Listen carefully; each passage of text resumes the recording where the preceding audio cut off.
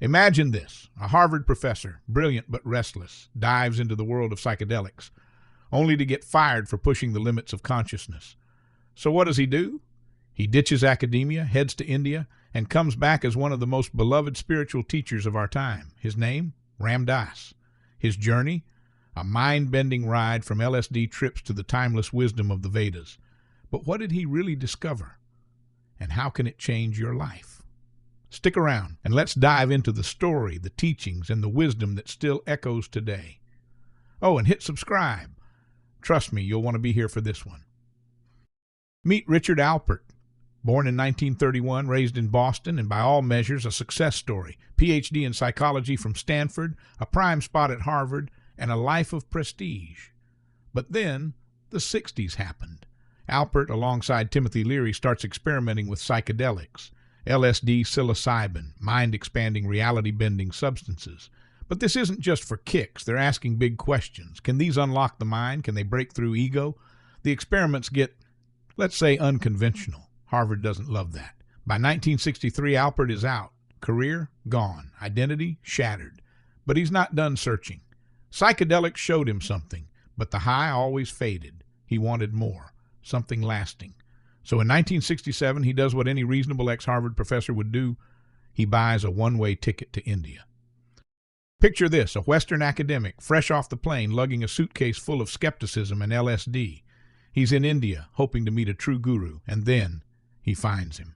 An old man, wrapped in a simple blanket, sitting under a tree, Neem Karoli Baba, a master of few words but infinite presence. Alpert decides to test him. He hands Baba a hefty dose of LSD, waiting for the reaction. Baba, he pops the whole thing, and then nothing. No trip, no ego dissolution, just the same serene smile. And with that, Alpert realizes, this guy doesn't need psychedelics. He's already where I was trying to go. Baba gives him a new name, Ram Dass, servant of God. Under his guidance, Ram Dass plunges into meditation, yoga, and the Vedas, ancient texts that aren't just books but blueprints for waking up. He returns to the U.S. in 1971, carrying one core message, be here now. His book of the same name, it doesn't just sell, it becomes the spiritual manifesto of a generation. Ram Dass wasn't about preaching, he was about living the wisdom. But what exactly was he teaching? Let's break it down.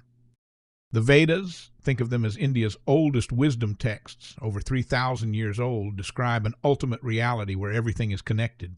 The Upanishads go further. They say the self we cling to, the ego, it's an illusion. The real you, Atman, is part of Brahman, the infinite whole. And the Bhagavad Gita, that's a warrior's conversation with God about duty, love, and letting go. Ram Dass turned these vast teachings into simple, life-changing truths. Be present. The mind wants to live in the past or future, but life, it's only happening now. Love everyone, not the easy Hallmark kind, real unconditional love. Serve without expectation. Give without looking for a reward. Even after a stroke in '97 left him partially paralyzed, he kept teaching, showing us how to meet suffering and even death with grace. Pause for a second. What would you let go of right now if you truly lived this way? Ram Dass left this world in 2019 at 88 in his Maui home, but his message? Still here. He made the Vedas accessible, not dusty scriptures, but a living practice. And in today's world of stress, screens, and chaos, his call to be here now has never been more urgent.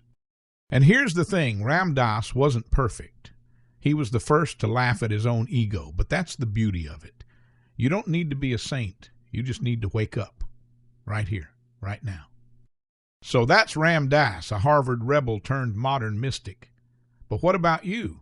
Could his wisdom shift your life? Drop a comment. I'd love to hear. If this deep dive spoke to you, hit like, subscribe, and ring the bell. We've got more wisdom-filled journeys ahead. And if you want to go deeper, start with Be Here Now. Link in the description. Until next time, stay present, and I'll see you in the now.